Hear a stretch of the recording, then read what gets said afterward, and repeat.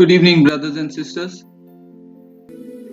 Today, the topic is the fear of God. Today, we say this world is free. We live in a democracy, mostly all over the world.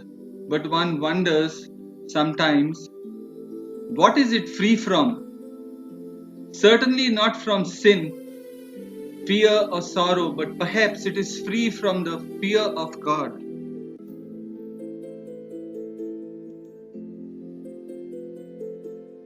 If you have no fear of God, you don't know God. If you say you are a Christian, you say you are saved, but you do not fear God, then you definitely do not know who God really is. As you grow in grace, you will grow in the fear of God. You will never outgrow it. Are you a God-fearing person? It is a sign of a godly person. Today's preaching all over is just settle in, make yourself at home. What happened to the holiness of God? The justice of God? The righteousness of God? The wrath of God? Today we live in the days of deception and apostasy, the great falling away Jesus and the apostle warned us about before the Lord comes. He asked in Luke 18:8, "Nevertheless, when the Son of Man comes, shall he find faith on earth?" Then in Matthew 24:12, "And before that day the love of many shall wax cold." This is what the Lord said. Which Jesus do you follow?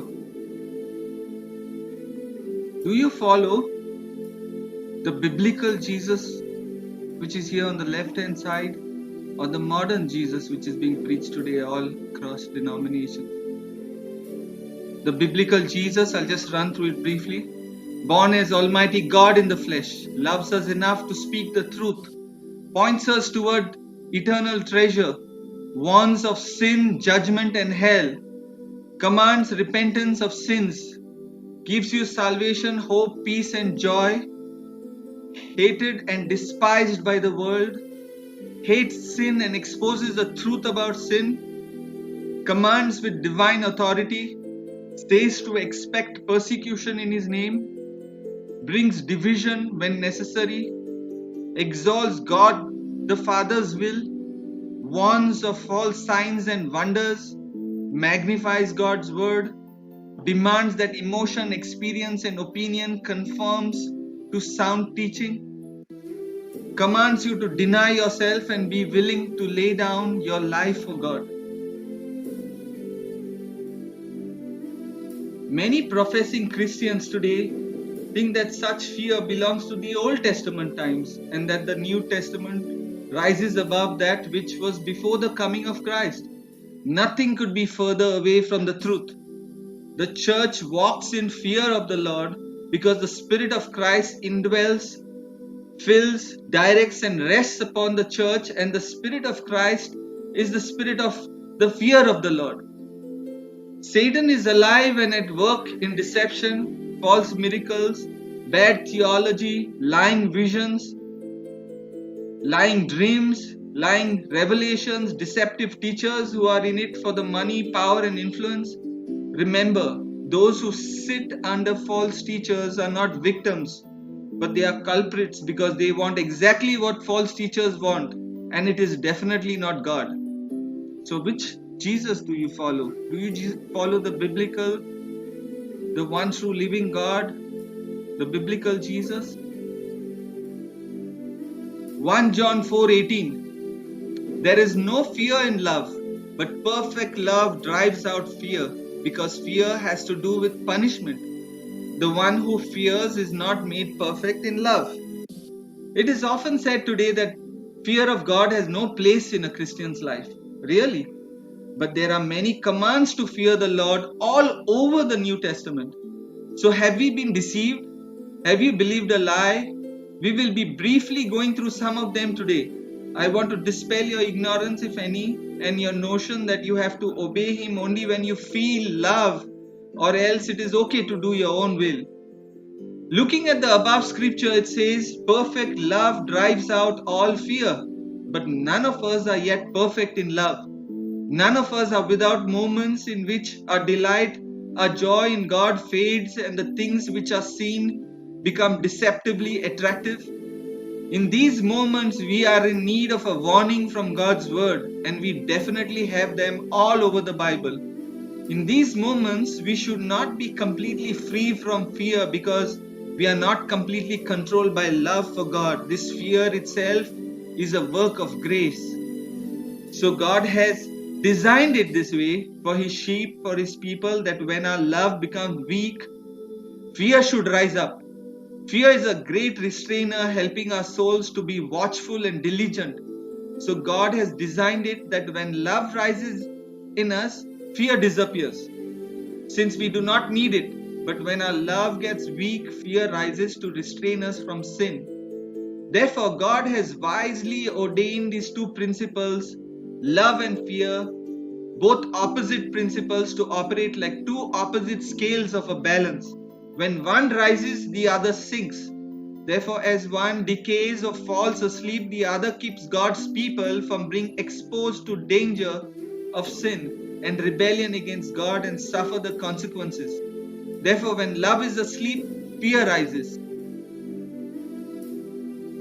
Philippians 2:12 and 13, continue to work out your salvation with fear and trembling, for it is God who works in you, to will and to act in order to fulfill His good purpose. Work out your salvation with fear and trembling. The Christian is not free from sin. He knows that his sin is displeasing to God and is sensitive to the demands of holiness. He takes heed to the words of Paul. The fear and trembling is not earning your salvation here. It is your sanctification after you are justified, after you have repented and received Jesus as your Lord and Savior. Justification and sanctification are two sides of the same coin. If you are justified, you will be sanctified by the Lord. The work He began, He will finish. 2 Corinthians 7:1, having therefore these promises, dearly beloved, let us cleanse ourselves from all filthiness of the flesh and spirit, perfecting holiness in the fear of God. The fear of God. No growth in grace without the fear of God. That is sanctification. The highest riches of sanctification are realized only in the fear of God. The fear of God is the root and origin of all righteousness. As a child of God, we have the wonderful joy of knowing that all of our sins have been atoned for in the death of Jesus on the cross. 1 Peter 2:24, John 3:16. As a result, we are no longer the enemies of God. Romans 5:10. We are now adopted into the family of God and enjoy the privilege of sons and daughters of God. Romans 8:15, 17. However, even so, we too must fear God.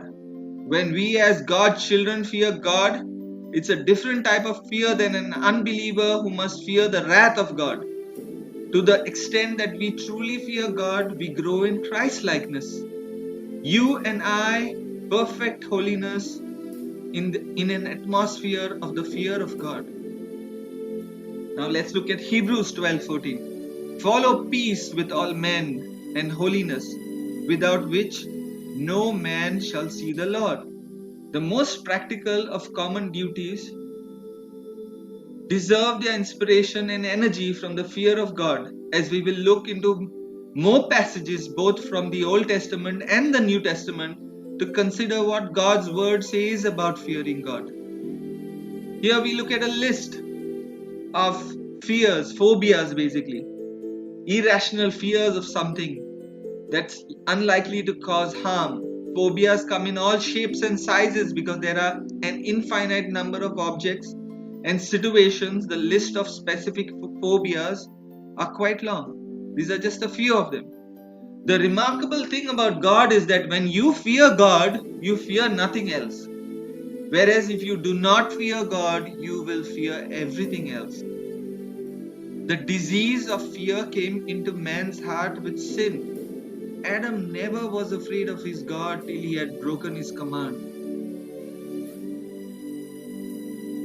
Half our fears arise from the neglect of the Bible. A Bible that's falling apart usually belongs to someone who isn't falling apart. Never be afraid of your Bibles. If there is a text of scripture you dare not meet, humble yourself till you can. God's words are not for me and you to edit and play around with, but to believe and obey. Many people say truth is whatever they want it to be. They claim that what you believe is true for you and what I believe is true for me. Even when they are two worlds apart. In such a worldview of self-deception, truth is no longer objective. Romans 3:4 says, let God be true, but every man a liar. Jesus said in John 14:6, I am the way, the truth, and the life. No one comes to the Father except through me. God himself is the truth. Jesus said, I am the truth. The fear of God is the death of every other fear. Like a mighty lion, it chases all other fears before it. The only fear that builds character is the fear of God. If you see a person with no character, what do you think the number one problem he or she has? No fear of God. To the degree they have no fear of God, to that degree they will be wicked, no matter what religion they practice. When men do not fear God, they give themselves over to evil. When men no longer fear God, they transgress His laws without hesitation. The fear of consequences is no deterrent when the fear of God is gone. Ecclesiastes 12:13. Fear God and keep His commandments, for this is the whole duty of man. Fear God and keep His commandments, the whole duty of man. Proverbs 1:7. The fear of the Lord is the beginning of knowledge. The beginning of knowledge is the fear of God. If you have no fear of God, you won't even start with the beginning of knowledge. Which knowledge? What knowledge? Fools despise wisdom and instruction. This is a signature text about fearing God. It is a necessity of fearing God which is the beginning of knowledge. If you neglect fearing God, you become a fool. There are only two classes of people in this world. Those that fear God and the others are fools. The word fear, the Hebrew word, means full of reverence for God. Not a polite little reverence, something you do in church, but you stand in awe of God, trembling in your soul. You take Him more seriously, more than anyone in your life. There is a state of wonder, astonishment, amazement about God. Fear of God is to recognize God who He really is, recognizing the right of God over my life. You honor, trust, obey, and worship Him. It makes us sober, it makes us serious. Fear of the Lord, which produces true joy. I'll give you a small example. It's about this second part of it, which says, fools despise wisdom and instruction. There was a famous preacher who was preaching about Jesus being the only way of salvation. Thousands of people were attending this preaching session. A man at the back of the crowd thought of him as the biggest fool he had ever heard, because he was saying salvation is only through Christ. Only way to God, only way to be saved was through Jesus. So to preach such a message, this man in the crowd thought, is to preach such a message to such educated, intellectual, elite crowd here, this man must be out of his mind. This man must be a fool. So what he does is, he takes a piece of paper and writes on that. In big letters, he writes fool, F-O-O-L. Then he raises his hand up and the usher comes to him and he says, please take this to the preacher. It's a matter of urgency. The usher walks up to the pulpit, puts it on the pulpit right in front of the preacher. The preacher stops and opens it up, and there is the word fool, F-O-O-L. The man who sent the message stands up at the back and just smiles and waves at the preacher. This is what the preacher's response was to him. Many times the preacher said, I receive a letter and they forget to write their name and sign it. But this is the first time this person has signed his name but forgotten to write the letter. And he waves back at the man. So here you see, fools despise wisdom and instruction. This person basically had written the name fool there. And the preacher tells him, yes, that's his name. Basically, he hates what I'm preaching here. He hates the truth of God. The Bible does not have anything nice to say to a person who is not a God-fearing person. The Bible says to such a person, you are an absolute fool. The fear of God is the beginning of wisdom, and they that lack the beginning have neither the middle nor the end. They have nothing about the wisdom of God. They know nothing about the knowledge of God. Proverbs 1:7 tells us that the fear of the Lord is the beginning of knowledge of all spiritual truths, not of science or athletics or anything else, but about the truth of God. The fear of the Lord is the starting place. It is chief, fundamental. The beginning principle is the first step into the knowledge of God. Proverbs 8:13. To fear the Lord is to hate evil. I hate pride and arrogance, evil behavior and perverse speech. So the fear of the Lord is to hate evil. If you say you love God but do not hate evil, hate sin, you have no fear of God, and hence you do not have true knowledge nor true wisdom of God. Here we have three signature texts, key texts of true wisdom, the beginning of it. The knowledge you have in your mind doesn't really matter if you do not have understanding of it. It only comes if you fear the Lord. One of the greatest means by which the fear of God will be increased and intensified will be by sitting under strong biblical preaching. Then you will discern the fear of God. How will you grow to fear God more fully? It is by growing in the knowledge of the holiness of God, the sovereignty of God, His character basically, that God is high and lifted up in transcendent majesty, blameless in all His ways, morally pure, perfect, cannot look at sin with approval. So basically coming to know who the true God really is. Here we see in Proverbs 9:10, Job 28:28, Psalms 111:10. The fear of the Lord is the beginning of wisdom. The beginning of wisdom. The beginning of wisdom. Without the fear of the Lord, you cannot even know who God really is. You can never have the fear of God. You can never know the most important truths about God. You will be in the darkness. Proverbs 3:7. Be not wise in thy own eyes. Fear the Lord and depart from evil. If you fear the Lord, which is the root, the cause, then you will depart from evil. That is the fruit. They are inseparably bound together. How can you and I resist evil? Turn away from temptation, resist the snares of this world, not entangle ourselves in evil. Fear the Lord and turn from evil. Every fresh act of sin lessens fear and remorse, hardens our hearts, blunts the edge of our conscience, and increases our evil inclination. Proverbs 23:17-18. Do not let your heart envy sinners, but be zealous for the fear of the Lord all the day. For surely there is a hereafter, and your hope will not be cut off. Do not let your heart envy sinners, but be zealous for the fear of the Lord all the day.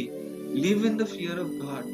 Never take a day off. Every moment, every day, 24/7, constant, continual state. Reverence God. Proverbs 14:26. In the fear of the Lord one has confidence, and his children will have refuge. If you fear God, you do not fear men. If you fear God, you do not fear circumstances. If you fear God, you don't fear the consequences of your obedience to God. If you fear God, you know that your life is in the hands of this awesome, majestic, magnificent God of heaven and earth, and you have confidence to live your life, not shrinking back in fear. If you fear God, you will be fearless. Proverbs 10:27. The fear of the Lord adds strength to life, but the years of the wicked are cut short. If you fear God, you will avoid a lot of trouble, a lot of diseases which come from sinful behavior. You will obey the laws of the land. You will take care of your own body. You will have a prolonged life. What do the wicked do? Eat, drink, and make merry. No thought to laws of the land or the laws of God. No care for the body. It will catch up with you one day. Proverbs 14:27. The fear of the Lord is a fountain of life to depart from the snares of death. The fear of the Lord is a fountain gushing with an endless supply of fullness of life, abundance of life. Jesus said that I have come that you may have life in abundance. To the degree that you lack the fear of God, you will have a diminished experience of His fullness. Proverbs 15:16. Better is a little with the fear of the Lord than great treasure and trouble with it. Fear of the Lord is more valuable than all the riches of this world. It will give you more pleasure, more satisfaction, more joy, more contentment than all the things in this world. Also learn that without it, we will have much turmoil, and no matter how much great treasure you have, it will not take away the sting of that turmoil. Proverbs 15:33. Wisdom's instruction is to fear the Lord, and humility comes before honor. Jesus said, whoever exalts himself will be humbled. Whoever humbles himself will be exalted. How can we humble ourselves under the mighty hand of God? Fear the Lord. It produces humility, which is honored by God. The fear of the Lord is fundamental to Christian life, living a life of wisdom. Fear the Lord keeps you away from evil. Part of the fear is realizing the consequences of sin. Discipline of the Lord upon believers who do not fear Him. Chastening hand of God when we fail to fear Him and are wise in our own eyes. Psalms 2:11. Serve the Lord with fear and rejoice with trembling. The psalmist says, serve the Lord with fear and rejoice with trembling. Have joy with trembling. Healthy fear and joy in God, the God of our salvation, not only can go together, but must. We will never find joy in God while willingly and habitually living in unconfessed sin. I don't find the motivation to flee temptation and sin by assuring myself that sin isn't dangerous or that my choices don't matter. Motivation comes in part by recognizing the terrible danger that sin poses, even for Christians.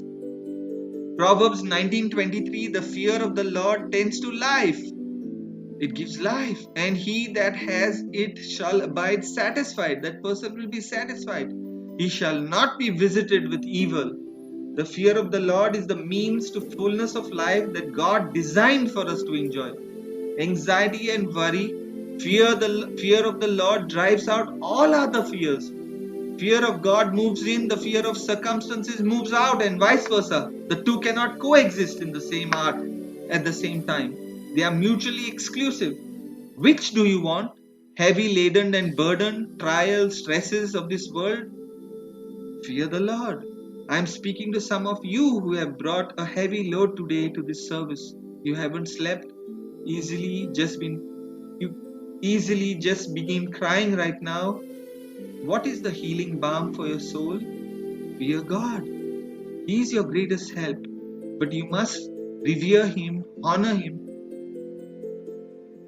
Psalms 14:1. Only the fool says in his heart, there is no God. But even a bigger fool is the one who does believe that there is a God but does not fear Him.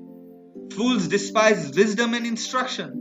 Not that they are neutral, they despise, they hate God's wisdom and instruction. They reject, they refuse to fear God. Psalms 34:7. The angel of the Lord encamps around those who fear Him, and He delivers them.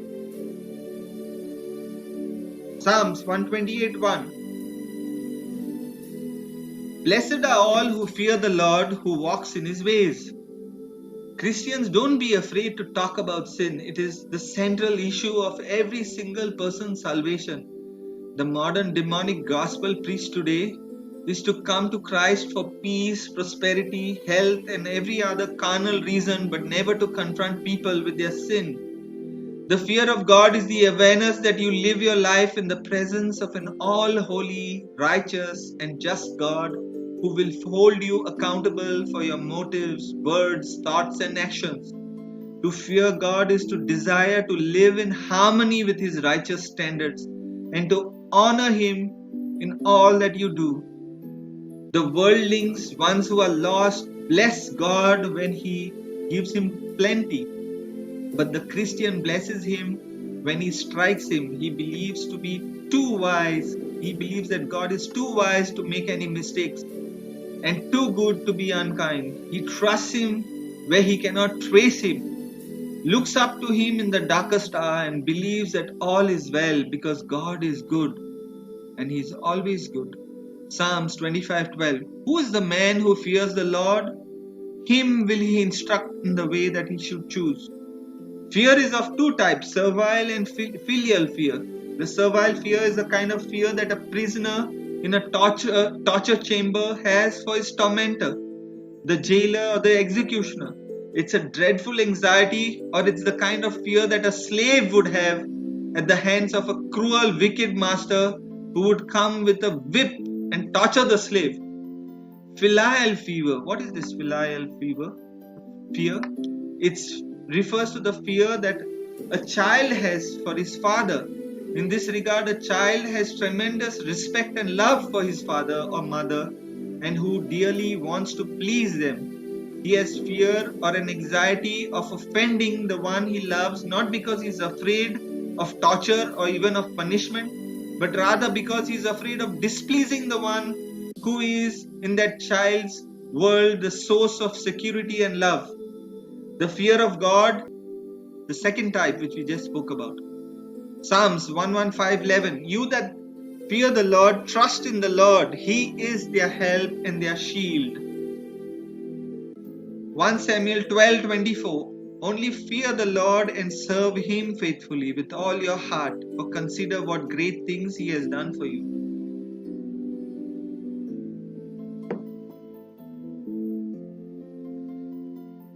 Ecclesiastes 8:12. Though a sinner does evil 100 times and his days are prolonged, yet I surely know that it will be well with those who fear God, who fear before Him. But it will not be well with the wicked, nor will he prolong his days, which are as a shadow, because he does not fear God. Isaiah 66:2. The combination of fear with joy is not limited to the Old Testament. The New Testament is full of warning passages directed at Christians. Now we go to the New Testament. Let's see what it has to say about the fear of God. Acts 10:34-35. In truth, I perceive that God shows no partiality, but in every nation whoever fears Him and works righteous is accepted by Him. Hebrews 10:31. It is a fearful thing to fall into the hands of the living God. If we really have a healthy adoration for God, we still should have an element of the knowledge that God can be frightening. As sinful people, we have every reason to fear God's judgment.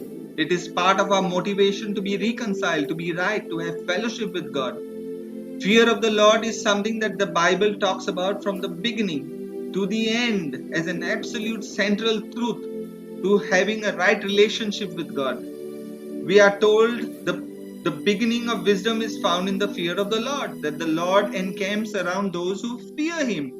So when we start with the right view of the holiness of God and recognize Him for who He is, we'll say with Isaiah, woe is me, I am undone. I am a man of unclean lips, and I live among a people of unclean lips. Isaiah 6:5. Or Peter, when he sees the glory of Christ and His power, says, depart from me, I am a sinful man. Luke 5:8. Romans 3:17 and 18. This is how the Bible describes an unbeliever. The way of peace have they not known. There is no fear of God before their eyes. What is wrong with this world? No fear of God, just fools going their own way, finding their own ways to live their lives. No thought to the supernatural revelation of God, His Word, the Bible. Romans 11:20, well, because of unbelief they were broken off, and thou standest by faith. Be not high-minded, but fear. 1 Peter 2:17, honor all men, love the brotherhood, fear God, honor the king. The epicenter of your Christian life is to be a God-fearing Christian. The ultimate example of fear and perfect love working together is Jesus Christ. He warned us at every turn to fear God, not men. And he confirmed that in everything about his life and death. He spoke lovingly but frankly to all and didn't mince words when people needed to face their sin and repent. But he also demonstrated love beyond human understanding when he lived out his words. John 15:13, there is no greater love than to lay down one's life for one's friend. With love like that, what is left to fear but God? Colossians 3:23, whatever you do, work at it with all your heart, as working for the Lord, not for men. Even our service, our work, the way we live suffers if we do not fear God. We are to do it as though we do it for the Lord. There is no true service without fearing God. There is no sincerity of heart without the fear of God. 1 Peter 3:15, the fear of God. But in your hearts, revere Christ as Lord. Always be prepared to give an answer to everyone who asks you to give the reason for the hope that you have, but do this with gentleness and respect. Again, the fear of God. When we go witnessing, revere means the same root word which says fear Christ as Lord. Holy fear of God. The word revere means respect and fear. The necessity of fearing God in our Christian life is the beginning, the end, and every step in between. It is most important to understand and study the attributes of God for this reason. The awesome majesty of God, His nature and character, who He really is. Acts 9:31, then the churches throughout all Judea, Galilee, and Samaria had peace and were edified, and walking in the fear of the Lord and in the comfort of the Holy Spirit, they were multiplied, walking in the fear of the Lord. 2 Corinthians 5:11, since then we know what it is to fear the Lord, we try to persuade men. Here Paul is speaking about the apostles knowing about the fear of the Lord because they know Him. Revelations 14:7, fear we see in the last days during the great tribulation, now which is going to begin any moment. Okay, we see an angel flying in the sky. What is it saying? Fear God. Give glory to Him, for the time has come when He will sit as judge. Worship Him who made the heavens and the earth, the sea and all the springs of water. God will send an angel which will be proclaiming the eternal gospel. The angel will be saying in the air, fear God. Last message before the Lord comes as the judge of the universe, not a suffering servant anymore. The period of grace is now. Repent and believe the gospel of grace. Revelations 19:13, and He was clothed with a vesture dipped in blood, and His name is called the Word of God. What comes into our minds when we think about God is the most important thing about us. The holiness of God. Only twice in sacred scripture, once in the Old Testament, Isaiah 6:3, and once in the New Testament, Revelations 4:8, an attribute of God is elevated to the third degree. Holy, holy, holy.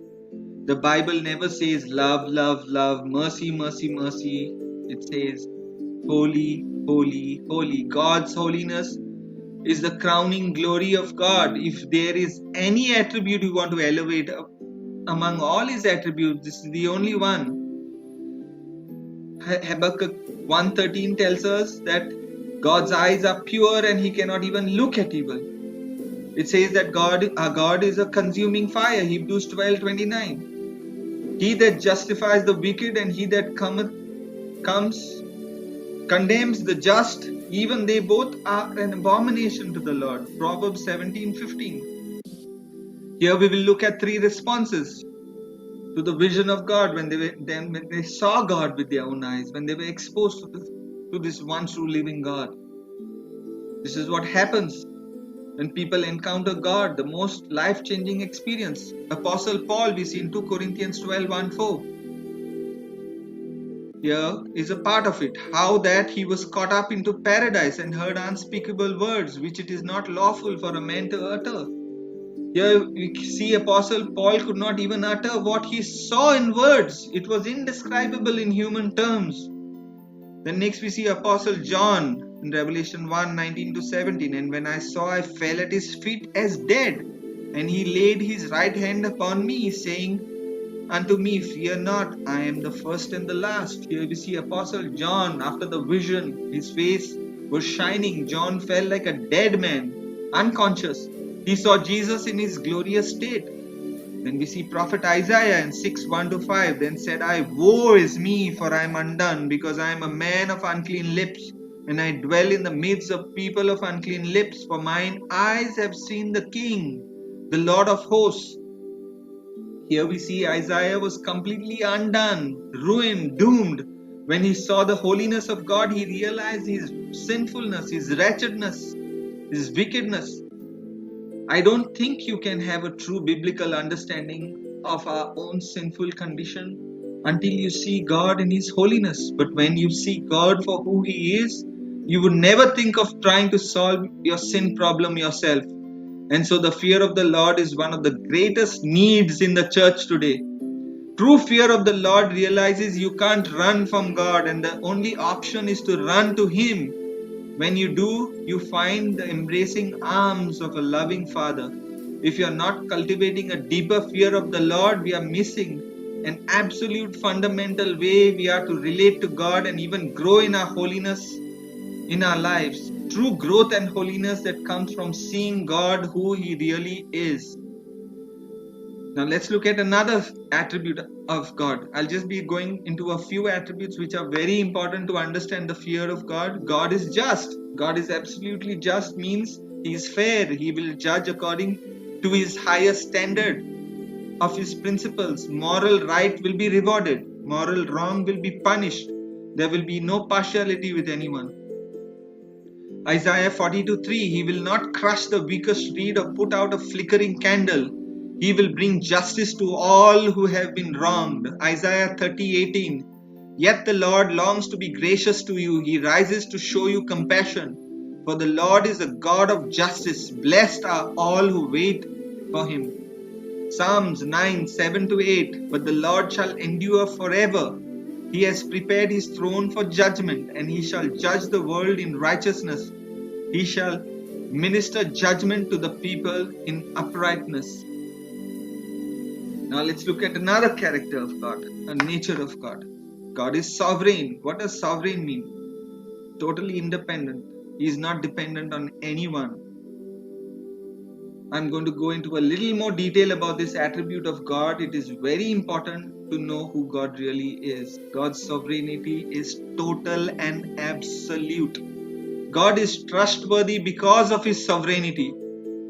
Just as the telescope and microscope shows us order and design in all the works of God's hand, from the greatest planet down to the least insect, so the Bible teaches us about the wisdom, order and design in all the events of our life. There is no such thing as chance or luck or accident in the Christian journey through his world.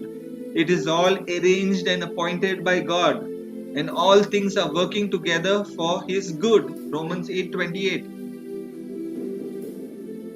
Matthew 10:29-31. Do not 2 sparrows sell for a coin of small value? Yet not one of them will fall to the ground without your Father's knowledge.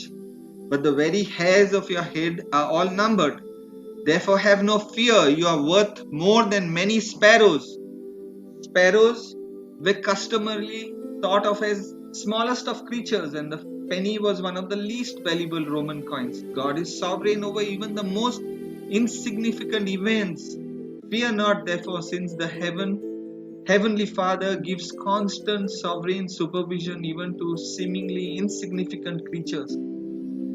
I don't know what the future holds, but I know who holds my future, and he holds my hand. If you believe in a God who controls the big things, you have to believe in a God who controls the little things.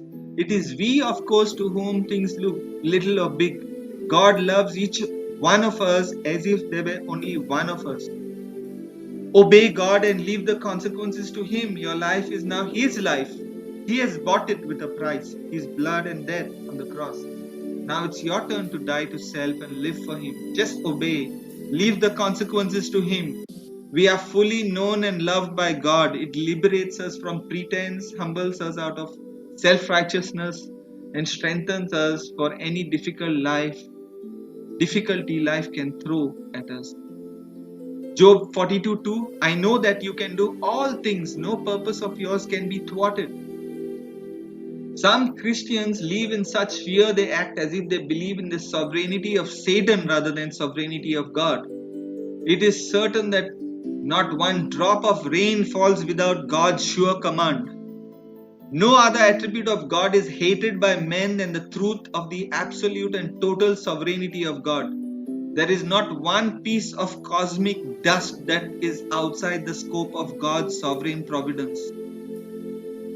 Isaiah 46:10, declaring the end from the beginning and from ancient times, the things that are not yet done, saying, my counsel shall stand, and I will do all my pleasure. Here we see He is all-knowing. He knows the end from the beginning. He's outside of time, and He also transcends time, and He says no one can stop whatever He wants to do. My counsel shall stand, and I will do all my pleasure. If there is one single molecule in this world, universe running around loose, totally free of God's sovereignty, then we have no guarantee that a single promise of God will ever be fulfilled. My eye is not on the storms in my life, but on the living God who controls every circumstance of my life. Those who understand God's sovereignty have joy even in the midst of suffering, a joy reflected on their very faces, for they see that their suffering is not without purpose. Proverbs 19:21. Many are the plans in a person's heart, but in the Lord's purpose it's the Lord's purpose that prevails. Nothing can happen to us that is outside of God's sovereign oversight. The sovereignty of God is the pillow on which the Christian rests his head. In His sovereignty, God not only determines the end, He controls all the necessary means to accomplish those ends. Psalms 103:19, the Lord has established His throne in the heavens and His kingdom rules over all. Even the most casual events are connected to God's purpose for His people from all eternity.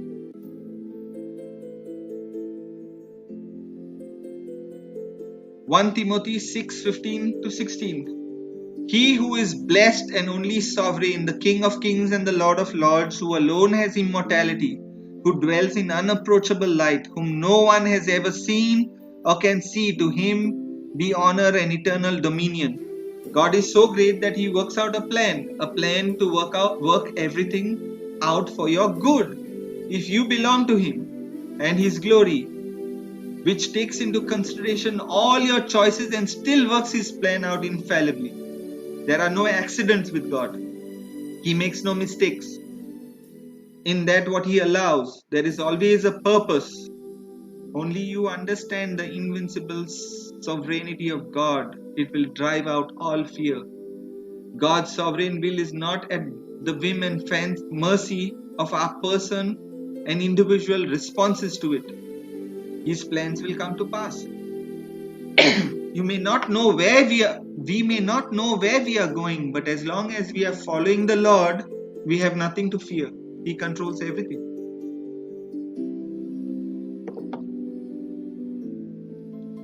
Now another fear, a fear of death. We'll just be touching very briefly all these fears, not all the fears, just a few. Death is no punishment to the believer. It is the gate of endless joy. It is nothing but keeping faithful to God will enable you to treat death as a friend. Death is no punishment to a true Christian. It is the gate of endless joy, no sting to him.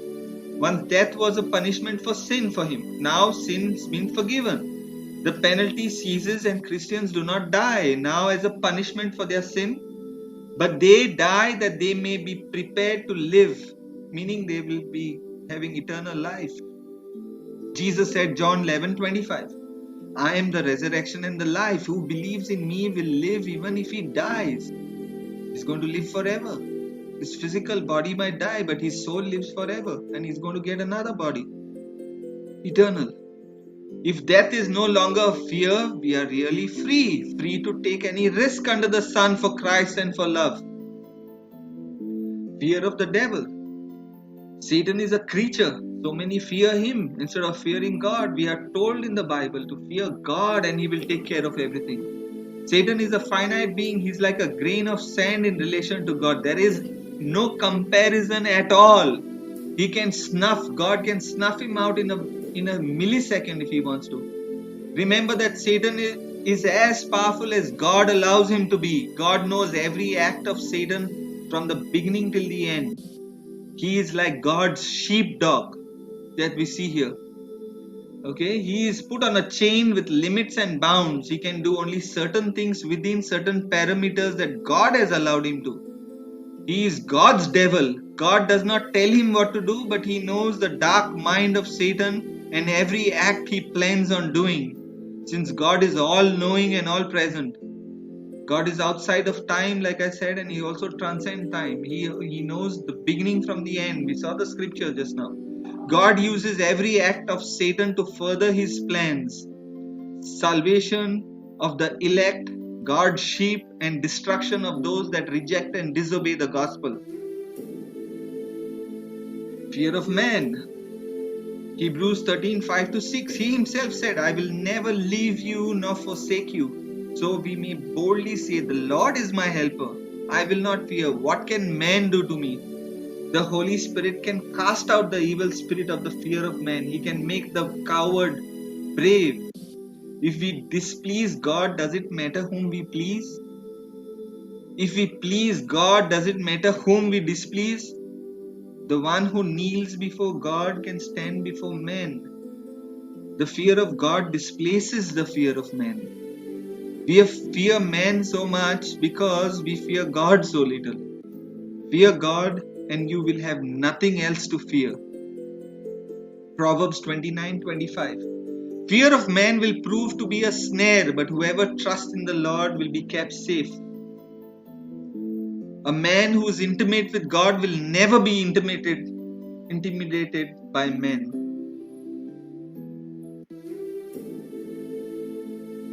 Here in Matthew 10:28, Jesus says, do not fear those who kill the body but are unable to kill the soul, but rather fear him who is able to destroy both body and soul in hell. Who is this? God can destroy your body and soul in hell. He tells you not to worry about men or anything else that can destroy your temporary body. We have to fear God who can destroy our eternal body and soul in hell forever. Man can only kill this temporary body, but can't touch our soul. That is the real us. And we will be given an immortal body at the rapture or the resurrection. Knowing this fact, you are spiritually insane if you do not fear God. Fearing God is a necessity. There is no salvation without fearing God. No one giggles his way into the kingdom. No one enters into the kingdom of God without taking God so seriously. In the cross, God brought forward judgment into time in order that those who trust in Christ may not fear the eternal implications of the judgment. I need not fear God's judgment because God has judged my sins in Christ.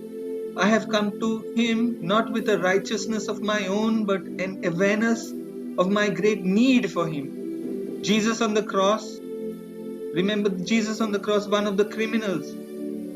He asked one of them who repented, he asked the other criminal, do you not even fear God? Today you will be with me, Jesus said. Today you will be with me in paradise. The one who feared God, the thief on the cross, he went with God. He lived with Him. He's living. He's with Him right now. He's going to live forever in the kingdom of God, in the new heaven and the new earth. Mark 8:38. Whoever therefore shall be ashamed of me and of my words in this adulterous and sinful generation, of him also the Son of Man will be ashamed when he comes in the glory of his Father with the holy angels. Do you fear men? Are you ashamed of Jesus? Are you ashamed to confess Him to others, share the gospel with others? If this is so, get saved, because God's children will never be afraid to share the gospel to others that God brings into their lives. You should fear God and His warning and get saved first, and then you will do what He said, because He is your Lord. Because if you are saved, you will have His Spirit live in you. You will have no fear to bear witness to Him. It's one of the fruit of salvation. Now I'll briefly go through grace versus law. This is very important to understand for all of us who are Christians. When there's something in the Bible that churches don't like, they call it legalism.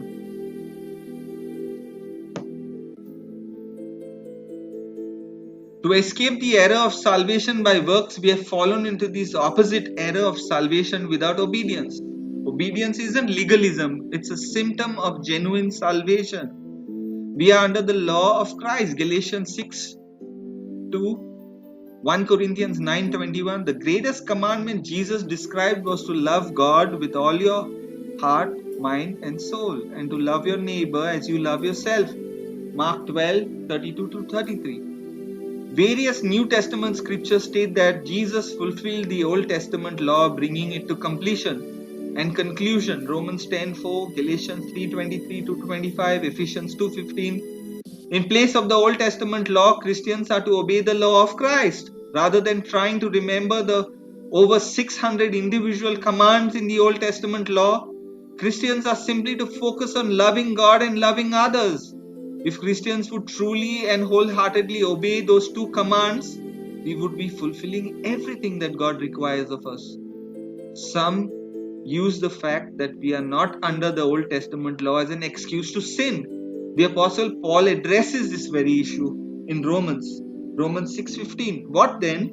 Are we to sin because we are not under law but under grace? By no means, he says. Grace.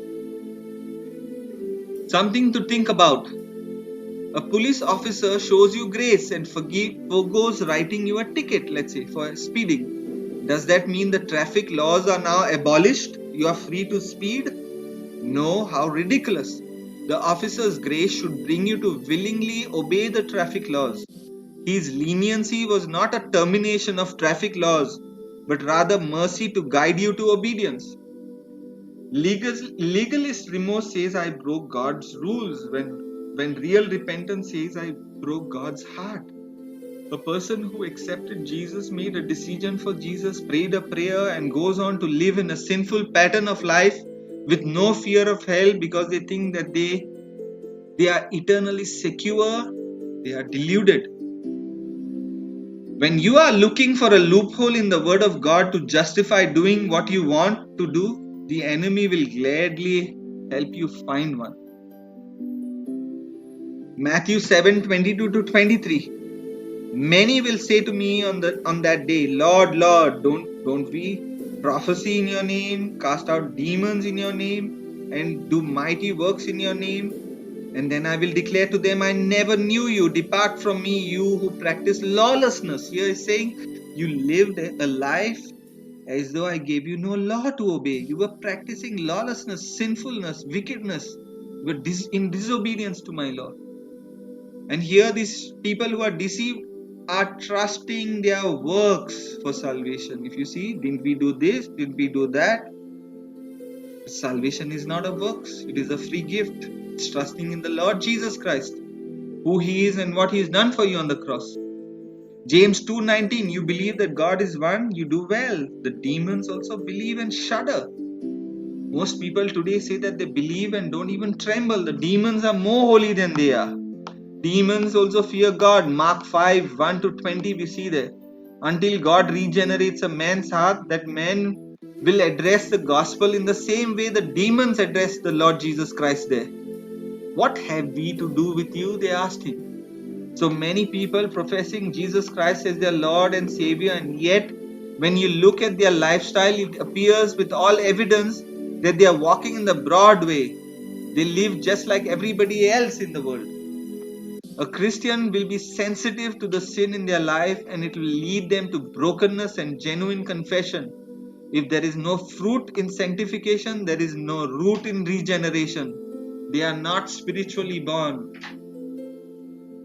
The child of God must be completely obedient to the word of the Lord. The driver on the highway is safe not when he reads the signs, but when he obeys them. It doesn't mean you will be perfect, but once in a while, but you will fall in sin because you live in a wicked world and your flesh is still not redeemed. But you will not stay in sin. You will not live.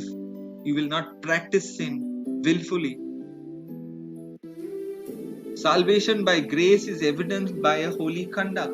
Unless our lives are characterized by good works, we have no warrant to regard ourselves as being the children of God. Grace is no more a license to sin than electricity is a license to electrocute yourself. I'll just go briefly through the consequences of David's sin with Bathsheba.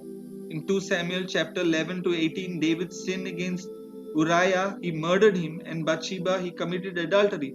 What happened? What were the consequences of that? If you remember, God says David has a heart after my own heart. He says he is mine. But if you look at what David did, the same thing for Christians. He did not spare him the consequence of sin in this temporary world. What happened? What were the consequences? If you see, after this sin, there is a consequence in his life, David's life, his family. First thing is the rape of Tamar, David's daughter, by Amnon. One of his own sons rapes one of his own daughters. He is a half brother, but David is the father. The child conceived by Bathsheba, she dies. David's wives are raped in broad daylight in front of him. His son Absalom would kill another son, Amnon. Then we have Absalom, who would seek to overthrow David, and thus David would have to fight against Absalom and his forces to defend his kingdom. And we see one after another all unleashed by God against him as a consequence for sin, even though he was a man of God, a child of God. John 14:6, Jesus answered, I am the way, the truth, and the life. No one comes to the Father except through me. Turn to Jesus, brothers and sisters. Turn to the cross. Give your life to Christ. It is the only way of entrance. If you do not, you will go to hell, burn forever in the lake of fire and brimstone, weeping and gnashing of teeth. I have to tell you the truth. God offers to you free grace here for the taking. In your heart of hearts, you have to receive Him. It is not the strength of your faith, but the object of your faith that actually saves you. Put your trust in Jesus, who He is and what He's done for you on the cross. Make your choice in your own heart. Believe in Jesus Christ. Jesus said, anyone thirst, come unto me, all of you who weary and are carrying heavy laden. I am meek and lowly, and you will find rest for your soul. Fear God and give Him the glory that He alone deserves. Fear God and it will go well with your life. Fail to fear God and you will waste your life in eternity and be subject to eternal damnation. Jesus said He is the only way to salvation. There is no one can come to the Father except through me. 1 Timothy 2:5, for there is one God and one mediator between God and men, the man Christ Jesus. The Bible says there's only one in between God and men, the one who intercedes for us, the God-man, Jesus Christ, no other. Do you believe God's word, or are you like the rest of the world at enmity with God, trying to prove He's a liar? Acts 4:12, there is no other name, salvation is found in no one else, for there is no other name under heaven given to mankind by which we are to be saved. There is no other name, not human, not angelic, nothing, only Jesus is what it means. Only Jesus can save. Do not trust anything or anyone less than God to save you. It would be foolishness. Obey His instruction, repent for your life and believe in Him alone. You will be saved. Do you fear God? Do you want to fear God more? We must all choose whether we will obey the gospel or turn away in unbelief and reject its authority. Our choice is our own, but the consequences of the choice have already been determined by the sovereign will of God. And from this there is no appeal. God never negotiates with men. Jesus Christ's death on the cross put an end to any kind of negotiation. It is now Christ or nothing. If you have forsaken the world to follow Jesus, you have given up dirt for diamonds.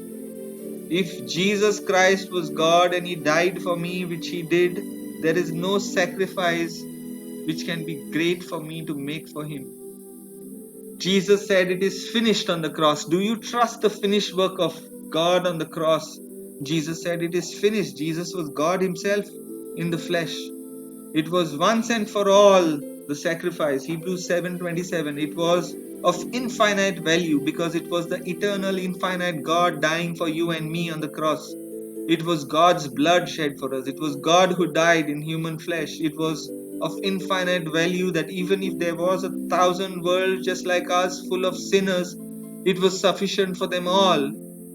Even if I was the only one and I had sinned against Him to redeem me, He had to do the same sacrifice which He did. Even one sin, and if I was the only one, because my God would still come for me, because He loves me and He loves you with an infinite love that no one in this universe can and ever will give you. He came here for each and every one of us, even if, and it's like He died only for us. He is a personal God. He loves us, each one of us, as though you were the only one that existed. If this sacrifice doesn't break you, it doesn't break your heart, if it doesn't make you repent, change your mind, change your heart, first and foremost about your rebellion against His message of the gospel and your sinful lifestyle of ignoring His law of love, nothing else can save you, nothing else can break you. Turn to Him, repent, and believe the gospel. The greatest visible evidence of the fear of God is obedience to God. No one can see the heart of a man, but you can know a man fears God when he obeys Him. Look at his lifestyle, he will know. Likewise, when a man lives in defiance of God's word, he has no fear of God. He is a lost man, cut off from God. God is God, you are but one of His creatures.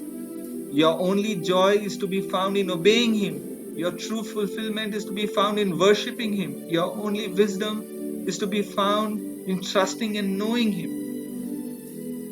Do you fear the Lord? Would you like to fear the Lord more? Okay, brothers and sisters, let us all say a short prayer. Let's say it from our hearts and pray to the Lord for deepening our fear of the Lord, so that we can become more and more like Him, grow in His image and likeness for His glory. So I would request all of you all to please close your eyes, and I'll just repeat the prayer for you, which is written here. Lord, thank You for Your word. Thank You for Your instruction and direction for our life. Lord, we will be lost forever without Your word. Your holy fear is the beginning of wisdom and knowledge. Lord, I pray that all here today would be God-fearing, and we would fear You and respect You, honor You, magnify You, give You the glory, and we would truly humble ourselves under Your hand. Lord, I pray that You would bring conviction and draw to Yourself, that they might truly believe in Christ and that they might be God-fearing. Thank You, Lord, for this precious gathering in Your name. And I thank You for the many who do fear You.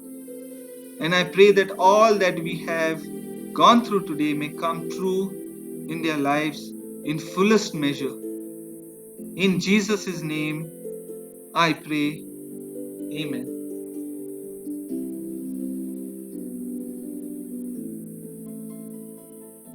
God bless, brothers and sisters. Good night.